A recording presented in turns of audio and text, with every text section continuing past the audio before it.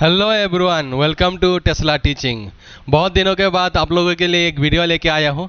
बहुत दिनों से चर्चा चल रहा था कि ये टेस्ला टीचिंग वाले सिर्फ एसएमएस मीडियम का ही वीडियो देते हैं क्या, हमारे लिए कोई वीडियो है कि नहीं। जी नहीं, आपका वेट खत्म हो चुका है, क्योंकि अब हम आपके लिए इंग्लिश में, हिंदी प्लस इंग्लिश में, इंग्लिश मीडियम स्टूडेंट्स के लिए ये वीडियो लेके आए हैं। एसएमएस मीडियम वाले के लिए मैंने जो वीडियो लाया था, उस वीडियो में मैंने ह्यूमन रिप्रोडक्शन चैप्टर को डिस्कस किया था। उसी चैप्टर को हम डिस्कस करने के लिए यहाँ पे आए हैं। या ये वीडियो होगा ह्यूमन रिप्रोडक्शन चैप्टर के लिए, बायोलॉजी का सेकेंड ईयर का, 12th का, जियोलॉजी का first chapter, that is the human reproduction. तो उस चैप्टर के बारे में आज हम डिस्कस करेंगे। देखो, ये चैप्टर तो बहुत बड़ा चैप्टर है, एक वीडियो में तो वो पूरा आएगा नहीं, ठीक है। इसीलिए हम पार्ट बाय पार्ट वीडियो बनाएंगे और धीरे धीरे पूरा चैप्टर खत्म करेंगे। लेकिन मैं बोल रहा हूँ कि ज़्यादा वीडियो नहीं लूँगा, 6-7 वीडियो या 5-6 वीडियो में मैं पूरा खत्म करूँगा, ठीक है। तो आज फर्स्ट पार्ट में स्टार्ट करते हैं ह्यूमन रिप्रोडक्शन चैप्टर के बारे में। तो ये चैप्टर बहुत ही इंपॉर्टेंट है, क्योंकि बोर्ड एग्जाम में कई सारे क्वेश्चंस आते हैं। और उसके अलावा अगर हम कोई भी एंट्रेंस एग्जाम दें, नीट हो, CEE हो, या फिर दूसरे CEE जैसे कि एग्रीकल्चर के लिए, वेटनरी साइंस के लिए, कुछ भी एंट्रेंस एग्जाम जहाँ पे बायोलॉजी सब्जेक्ट है, वहाँ पे इस चैप्टर से क्वेश्चन आएंगे ही आएंगे। तो इसीलिए हमको अच्छी तरह से पढ़ना है, ध्यान देना है। तो मैंने यहाँ पे एक अच्छा स्लाइड बनाया है, जिस स्लाइड के द्वारा मैं तुमको डायग्राम के द्वारा अच्छी तरह से समझाऊंगा, ठीक है। तो चैप्टर को स्टार्ट करने से पहले हम कुछ बेसिक चीज़ें जान लेते हैं कि इस चैप्टर में, जो ह्यूमन रिप्रोडक्शन चैप्टर है, इस चैप्टर में हम क्या क्या सीखने जा रहे हैं, क्या क्या पढ़ेंगे, ठीक है। तो देखो, ह्यूमन रिप्रोडक्शन, इस चैप्टर में जो जो कंटेंट है, सारे चीज़ों को हम 3 पार्ट में डिवाइड कर सकते हैं। एक होगा प्री फर्टिलाइजेशन इवेंट्स, एक होगा फर्टिलाइजेशन, और एक होगा पोस्ट फर्टिलाइजेशन इवेंट्स,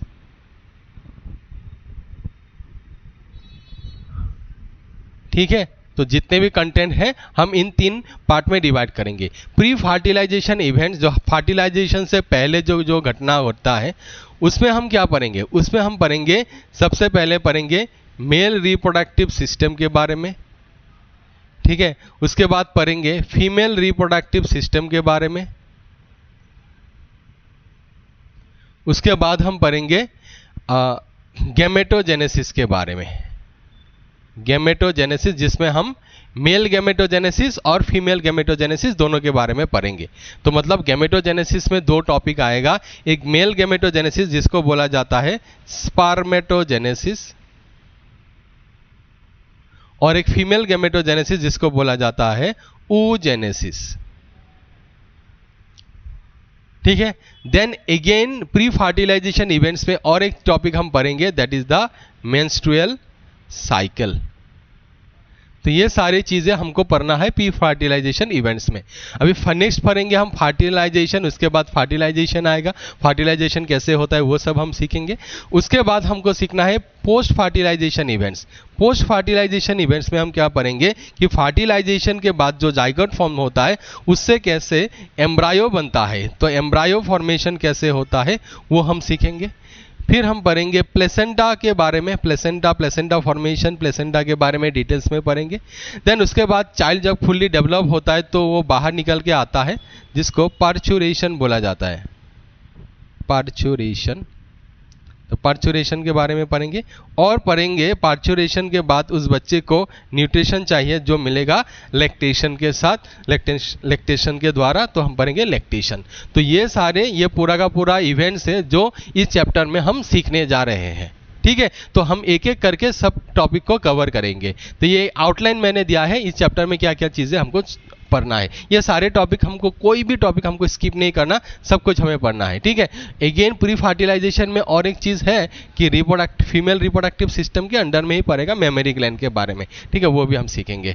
तो आज हम पहले स्टार्ट करते हैं मेल रिप्रोडक्टिव सिस्टम से। तो मेल रिप्रोडक्टिव सिस्टम, अगर तुम्हें स्ट्रक्चरल ऑर्गेनाइजेशन इन एनिमल्स के बारे में कुछ पता है कि एनिमल्स या कोई ह्यूमन कैसे स्ट्रक्चरली ऑर्गेनाइज्ड होता है, ऑर्गेनिज्म का सबसे छोटा चीज़ जो होता है दैट इज सेल, सेल से बना हुआ होता है। और सेल को क्लस्टर करेंगे जब एक लोकेशन में होगा, पर्टिकुलर फंक्शन करेगा जिसको हम टिश्यू बोलेंगे। टिश्यू के साथ फिर ऑर्गेन आएगा और ऑर्गेन मिलके, कई सारे ऑर्गेन मिलके, अगर पर्टिकुलर एक फंक्शन के लिए वो ऑर्गेन जुड़ा हुआ है तो उस सब मिलके क्या बनाएगा, एक सिस्टम बनाएगा। तो मेल रिप्रोडक्टिव सिस्टम में ऐसे कुछ ऑर्गेन्स होंगे जो ऑर्गेन्स अल्टीमेटली क्या करेगा, रिप्रोडक्शन में पार्टिसिपेट करता है, डायरेक्टली और इनडायरेक्टली। ठीक है, तो मेल रिप्रोडक्टिव सिस्टम जब हम सीखेंगे, मेल रिप्रोडक्टिव, मैं यहां पे लिख देता हूं, मेल रिप्रोडक्टिव सिस्टम, यहां पे अल्टीमेटली कुछ ऑर्गेन्स आएंगे जिन ऑर्गेन्स के बारे में हमें सीखना है। ठीक है, क्या क्या ऑर्गेन? सबसे पहले आएगा primary sex organ. Primary sex organ, primary sex organ क्या होगा? ये ऑर्गन, जो ऑर्गन क्या करेगा, रिप्रोडक्शन में कैसे पार्टिसिपेट करेगा, जिस ऑर्गन से गैमेट प्रोड्यूस होगा। मेल रिप्रोडक्टिव सिस्टम का प्राइमरी सेक्स ऑर्गन वही होगा जिससे male gamete, that is the sperm produce होगा, वही होगा male sex primary sex organ, and that is the none other than is the testis. Testis के अंदर क्या होता है, male gamete that is the sperm produce होता है। तो उसके अलावा हम क्या पढ़ेंगे, एसेसरी सेक्स ऑर्गन्स और एसेसरी सेक्स ऑर्गन के बारे में पढ़ेंगे, जो क्या करेगा, मेल गैमेट प्रोड्यूस नहीं करेगा लेकिन गैमेट्स के ट्रांसपोर्टेशन, स्टोरेज या दूसरे फंक्शन में मदद करेगा। और थर्ड हम पढ़ेंगे एसेसरी डक्ट्स, एसेसरी डक्ट्स के बारे में। ठीक है, एसेसरी सेक्स ऑर्गन में ही डक्ट्स आ जाएगा, सेक्स ऑर्गन और डक्ट्स, और यहां पे पढ़ेंगे एसेसरी ग्लैंड्स, एसेसरी ग्लैंड्स के बारे में। कुछ ग्लैंड है जो फ्लूइडिक सब्सटेंस रिलीज करेगा, जो स्पर्म के साथ मिक्स होगा या दूसरी चीज प्रोड्यूस करने में मदद करेगा, जो होगा एसेसरी ग्लैंड्स। ये तीन चीजों के बारे में पढ़ेंगे मेल रिप्रोडक्टिव सिस्टम। ठीक है, तो अभी मैं डायग्राम में आता हूं। तो ये होगा हमारा फर्स्ट डायग्राम, जो मेल रिप्रोडक्टिव सिस्टम है यहां पे है। तो मेल रिप्रोडक्टिव सिस्टम का अगर हम यहां पे ध्यान दें, मेल रिप्रोडक्टिव सिस्टम का ये है testis, that is the primary sex organ. ये होगा testis, that is the primary sex organ है। उसके अलावा accessory sex organ, accessory sex organ ये है डक्ट सिस्टम, या डक्ट मैंने बोला क्या क्या है, रेटी टेस्टिस है, देन भासा इफारेंशिया है, देन एपिडिडाइमिस है जो स्टोरेज एंड मैच्योरेशन में काम करता है, और भास डिफरेंस है, याद करना है, रेटिडेस्टिस, उसके बाद भासा इफारेंशिया, देन एपिडिडाइमिस, देन भास डिफरेंस। ठीक है, कौन सा पार्ट है, ये चीज देखने के लिए कुछ चीज हमें ये इस डायग्राम में मिलेगा। तो ये टेस्टिस का पार्ट है, ये टेस्टिस का पार्ट है। टेस्टिस के इंटरनल साइड में इंटरनल सेक्शन करेंगे तो तब हमें मिलेगा, ये टेस्टिस का कुछ ट्यूब होता है, ट्यूबल्स होता है जो एक जगह पे आके कनेक्ट होता है। वो ये छोटा छोटा पॉइंट यहाँ पे जो मैंने लिखा है, इसको बोला जाता है रेटी टेस्टिस। ठीक है, ये पार्ट, ये पूरा का पूरा पार्ट जो है ये क्या है, रेटी टेस्टिस। और रेटी टेस्टिस से ये लंबा सा देखो एक ट्यूब बनता है, एक एक करके ट्यूब बना। ये जो ट्यूब बना, और ये क्या है, रेटी टेस्टिस के बाद क्या आता है, भासा इफारेंशिया, भासा इफारेंशिया। भासा इफारेंशिया जाके ये बड़ा सा कॉइल्ड ऐसे स्ट्रक्चर में ट्यूब से जुड़ता है, ये ट्यूब से जुड़ता है, ये ट्यूब से जुड़ता है, जिस ट्यूब को बोला जाता है क्या, एपिडिडाइमिस, एपिडिडाइमिस। ठीक है, तो मतलब ये पार्ट है एपिडिडाइमिस। ठीक है, देन उसके बाद एक लंबा सा ट्यूब होता है, एक लंबा सा ट्यूब बनता है, यहां से एक लंबा सा ट्यूब बनेगा, ये लंबा सा ट्यूब, इस ट्यूब को हम बोलेंगे भास डिफरेंस, डिफरेंस जो स्पर्म को ट्रांसपोर्ट करके लेके जाएगा। ठीक है, ओके, तो ये था, ये पार्ट था क्या, रेटी टेस्टिस। उसके बाद का ये ट्यूब वाला जो पार्ट था, ये पार्ट क्या है, भासा इफारेंशिया, जो कॉइल्ड में जुड़ता है, जिसको बोला जाता है एपिडिडाइमिस, ये वाला भी एपिडिडाइमिस, जो अगेन लंबा सा ट्यूब बनता है, ये लंबा सा ट्यूब बना जिसको बोला जाता है भास डिफरेंस। और ये सब क्या है, डक्ट सिस्टम और या फिर एसेसरी सेक्स ऑर्गन या एसेसरी डक्ट्स। ठीक है, तो ये ये जो ऑर्गेन्स जो मैंने अभी डक्ट सिस्टम के बारे में बोला, ये सब स्पर्म प्रोड्यूस नहीं करेगा, इसीलिए इसको हम प्राइमरी सेक्स ऑर्गन नहीं बोलेंगे। प्राइमरी सेक्स ऑर्गन यही है, टेस्टिस है, जिसके अंदर क्या होगा, स्पर्म प्रोड्यूस होगा। ठीक है। अगेन थर्ड हमने क्या सीखा, कुछ एसेसरी ग्लैंड्स है, तो यहां पे दिया गया है एसेसरी ग्लैंड्स। हम देखें, क्लीन करें तो एसेसरी ग्लैंड्स में क्या है, 3 ग्लैंड है, एक है सेमिनल वेसिकल, एक है प्रोस्टेट ग्लैंड और एक है बल्बो यूरेथ्रल ग्लैंड। कौन सा है, देखिए ये वाला है सेमिनल वेसिकल,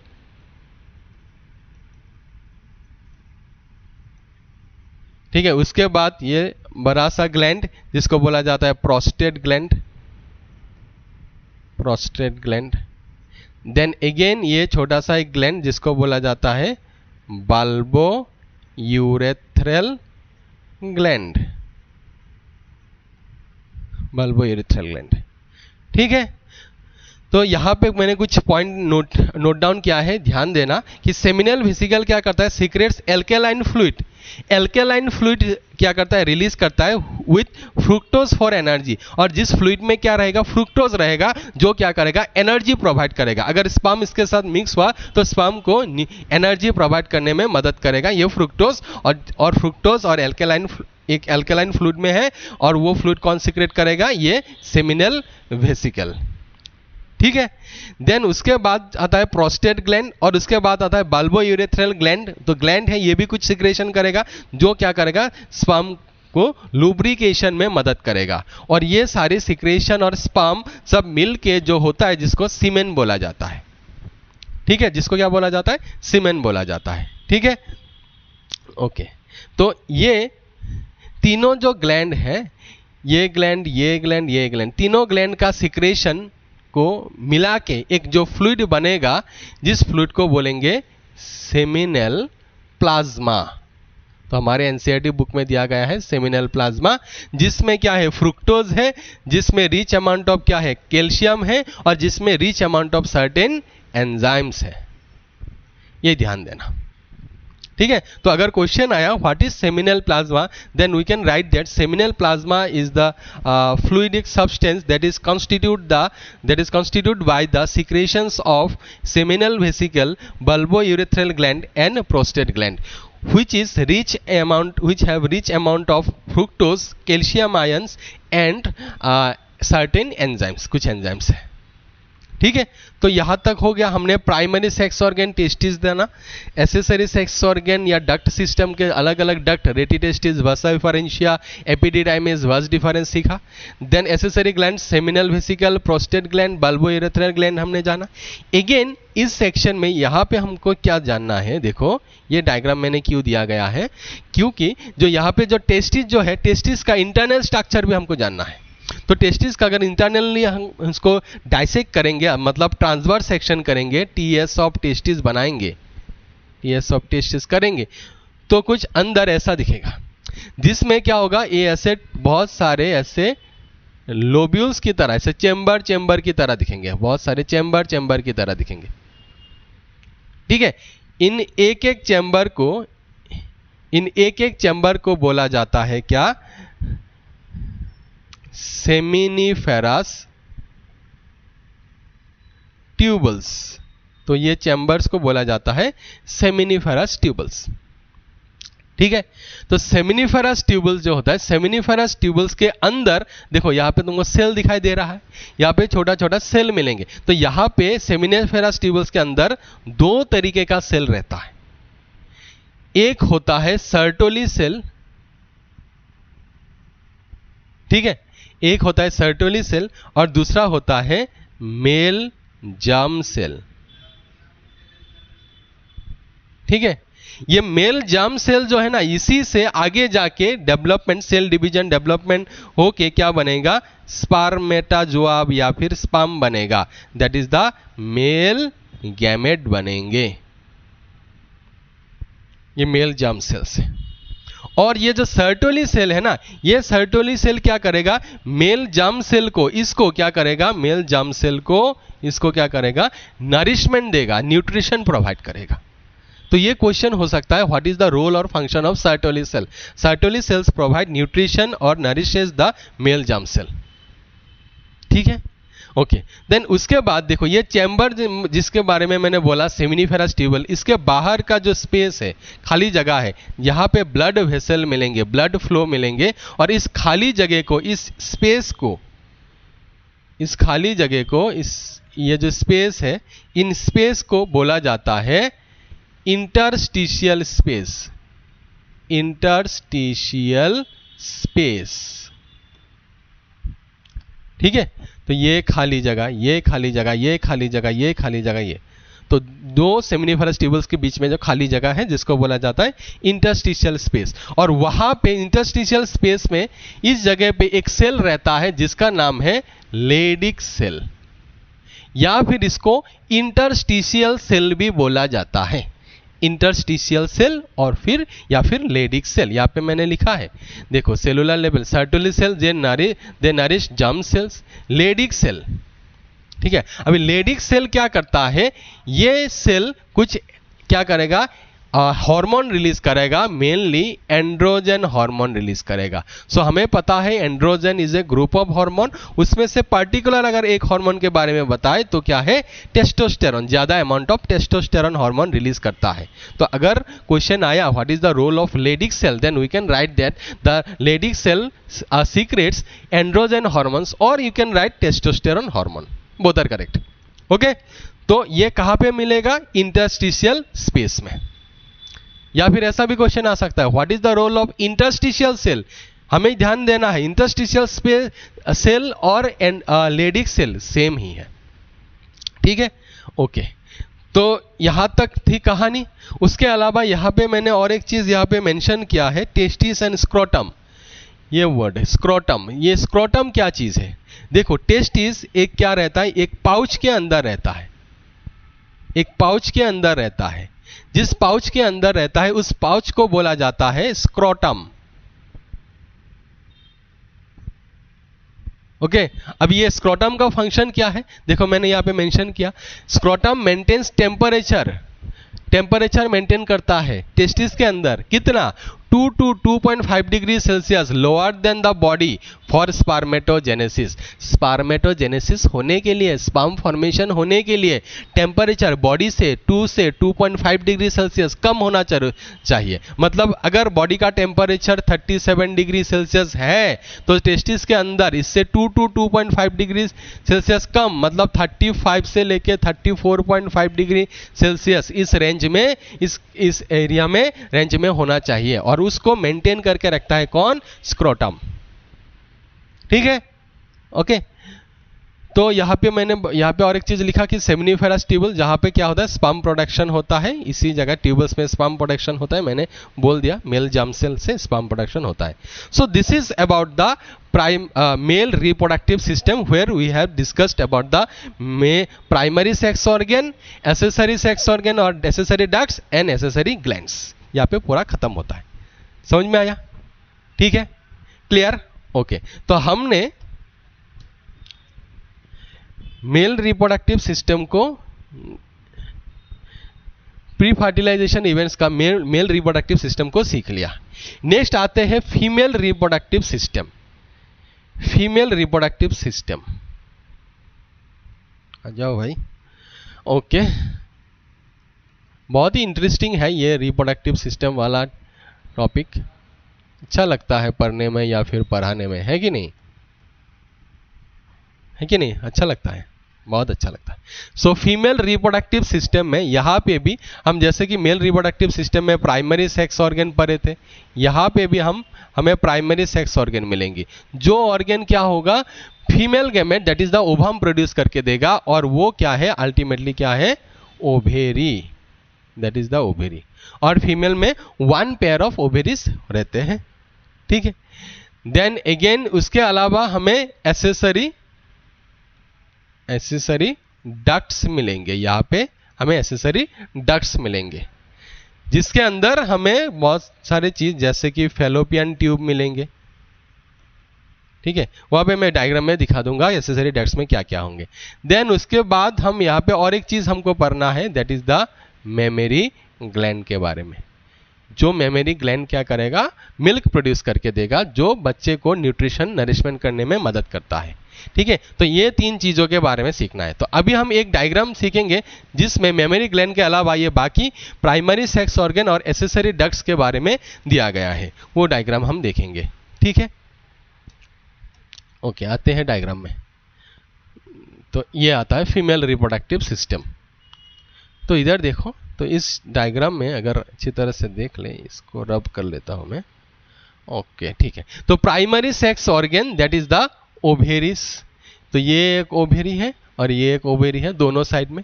लोअर फीमेल के लोअर एब्डोमेन पार्ट में दोनों साइड में ये रहता है ओवेरी, जो यूटेरस के साथ लिगामेंट के द्वारा क्या रहता है, अटैच रहता है।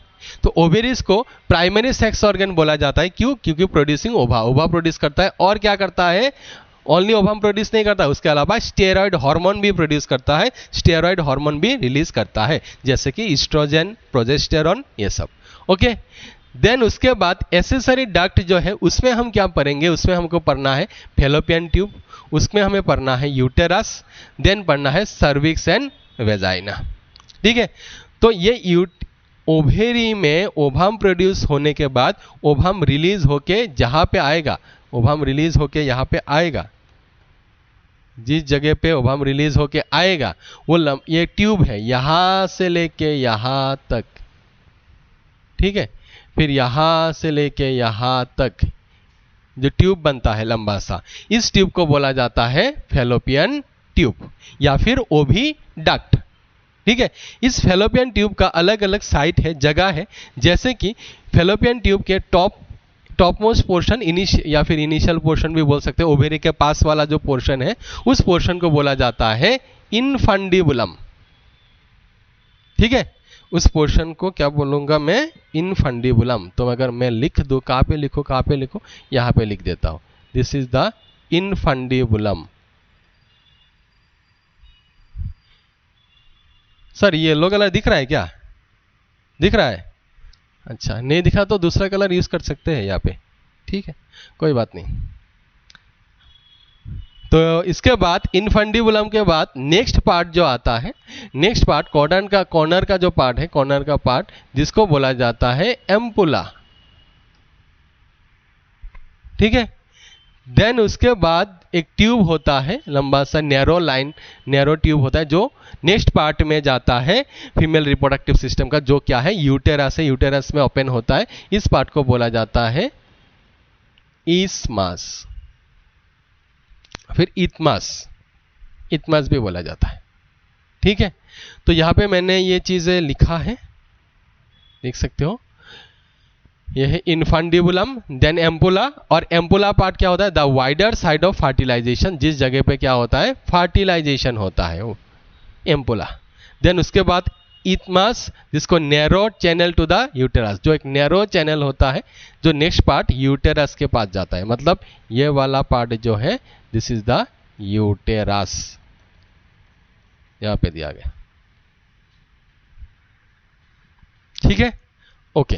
देन यहां पे और एक चीज मैंने मेंशन किया, फिम्बरी क्या होता है, इनफंडिबुलम के फ्रंट पोजीशन में आगे के टाइम में यहाँ पे फिंगर लाइक ऐसे प्रोजेक्शंस मिलते हैं जो ओवेरी से कनेक्टेड होता है। और ये क्या करता है, ओवेरी से ओवम जब रिलीज होता है उसको कलेक्शन करने में मदद करता है, हेल्प करता है, और उस फिंगर लाइक प्रोजेक्शंस को बोला जाता है फिम्बरी। तो इस पार्ट को हम क्या बोलेंगे, फिम्बरी। यहां पे मैंने लिख दिया finger like projections to catch the ovum. ठीक है, हो गया? ठीक है, तो आगे बढ़ते हैं। देन उसके बाद नेक्स्ट पार्ट जो है फीमेल रिप्रोडक्टिव सिस्टम का, ये तो फेलोपियन ट्यूब यहां तक चला गया। नेक्स्ट पार्ट ये ट्राइंगुलर शेप का पार्ट बोल सकते हैं, जिसको बोला जाता है यूटेरस या फिर उम्ब बोला जाता है, जहां पे एम्ब्रायो डेवलप होता है, बच्चे में कन्वर्ट होता है। ठीक है, तो ये यूटेरस का अगर देखें, यूटेरस में का जो टिश्यू होता है ये तीन लाइनिंग में, 3 लेयर में डिवाइडेड होता है। ये इनर लेयर, ये मिडिल का बड़ा सा लेयर और एकदम पतला सा आउटर लेयर। मिडिल का जो बड़ा लेयर है यहां पे हमें मिलेंगे स्मूथ मसल, और आउटर लेयर में मिलेंगे एपिथेलियम टिश्यू, एपिथेलियल सेल्स। ठीक है, जो बाहर का आउटर लेयर जो होता है, एकदम बाहर का लेयर, आउटर लेयर होता है जिसको बोला जाता है पेरीमेट्रियम। मेट्रियम, इसको बोलेंगे हम क्या? पेरीमेट्रियम। मिडिल का लेयर जिसको बोला जाता है मायोमेट्रियम, और एकदम अंदर का लेयर जो है इसको बोला जाता है एंडोमेट्रियम। एंडोमेट्रियम, ठीक है। एक बार देख लेते हैं मैंने यहाँ पे क्या लिखा है। हाईलाइट द 3 लेयर्स वर्ल्ड, क्या क्या मैंने दिया? पेरीमेट्रियम द आउटर मेम्ब्रेन होता है। मायोमेट्रियम थिक स्मूथ मसल, मैंने बोला स्मूथ मसल रहता है फॉर डिलीवरी कॉन्ट्रैक्शन। जब यहाँ पे अगर एम्ब्रायो डेवलप हुआ, फेटस डेवलप हुआ, उसके बाद वो बाहर निकलने के टाइम में, मतलब डिलीवरी होने के टाइम में ये मसल कॉन्ट्रैक्शन होता है, ठीक है। देन एंडोमेट्रियम इनर लेयर, जो इनर ग्लैंडुलर लेयर, ये ग्लैंडुलर लेयर है, यहाँ पे ग्लैंड्स है, यहाँ पे ऐसा होता है, ऐसे फिंगर लाइक प्रोजेक्शंस बनते हैं, ऐसे प्रोजेक्शंस बनते हैं जहाँ पे ग्लैंड्स होता है। That undergo cyclical shedding and supports implantation. तो ये एंडोमेट्रियम का रोल बहुत ज़्यादा है। क्या रोल है कि ये ग्लैंडुलर होने के वजह से ये फ्लूइडिक सब्सटेंस इस जगह पे रिलीज कर सकता है, फ्लूइडिक सब्सटेंस इस जगह पे रिलीज कर सकता है, ठीक है, जहां पे एम्ब्रायो डेवलप होता है। और क्या होता है, ये जो इनर लाइनिंग है, इनर पार्ट है एंडोमेट्रियम, ये शेड होता है, ये बिखरता है, ये खराब होता है। कब? मेंस्ट्रुअल साइकिल में, और साइक्लिक प्रोसेस में टाइम टू टाइम खराब होता है, अगेन वो रिपेयर भी होता है, खराब होता है, अगेन क्या होता है? रिपेयर भी होता है, ठीक है। और ये क्या करता है? Supports implantation. इम्प्लांटेशन क्या होता है कि जो ये ओवम जो रिलीज होके आया, अगर इसका फर्टिलाइजेशन होता है, यहाँ पे अगर फर्टिलाइजेशन होता है तो अब धीरे धीरे उस जाइगोट से एम्ब्रायो बनेगा, और वो एम्ब्रायो इस जगह में आके अटैच्ड होगा, और इस अटैचमेंट को बोला जाता है इम्प्लांटेशन। तो इम्प्लांटेशन में मदद करता है हमारा ये क्या? एंडोमेट्रियम, ठीक है, समझ में आया। और ये बीच का जो खाली जगह है ना, इसको हम यूटेराइन कैविटी भी बोलते हैं, यूटेराइन कैविटी, ठीक है। और इस पार्ट को यूटेराइन फंडस भी बोला जाता है, यूटेराइन फंडस, ठीक है। आगे बढ़ते हैं, ओके। नेक्स्ट देखते हैं, ये तो यूटेरस का पार्ट हो गया। यूटेरस के बाद जो नेक्स्ट पार्ट जो है, ये पूरा पार्ट सर्विक्स एंड वेजाइना। तो ये पार्ट जो है, ये जिसको बोला जाता है सर्विक्स, और सर्विक्स का जो कैनल होता है, उस कैनल को बोला जाता है सर्वाइकल कैनल। और उसके बाद ये चौड़ा सा जो जगह होता है जिसको बोला जाता है वेजाइना, और वेजाइना का जो कैनल, ये बीच का जो कैनल है, वेजाइना का कैनल जिसको वेजिनल कैनल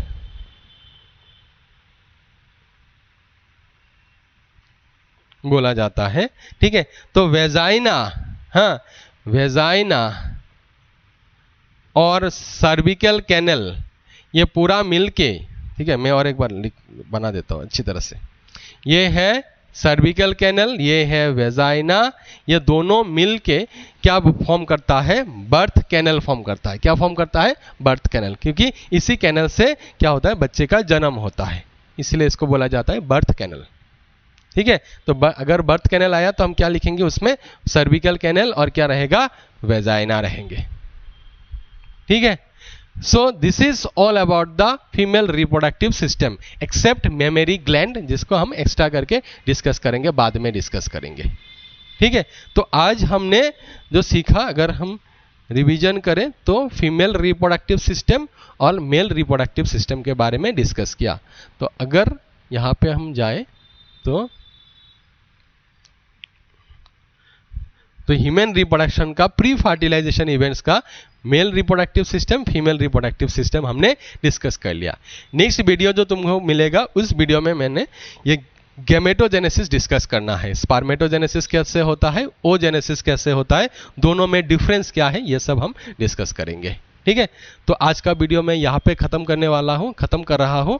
तो ऑब्वियसली ये वीडियो देखो, कोई भी डाउट है, कोई भी क्वेश्चन है, कमेंट में ज़रूर लिखना, और अपने दोस्तों को शेयर ज़रूर करना कि Sajid sir is back with their English and Hindi English classes, regular video मिलेंगे, रेगुलर क्लासेस होंगे और हम ह्यूमन रिप्रोडक्शन का पूरा चैप्टर सीखेंगे, उसके बाद बॉटनी का भी सीखेंगे। ठीक है, तो नेक्स्ट वीडियो में मिलते हैं। Thank you.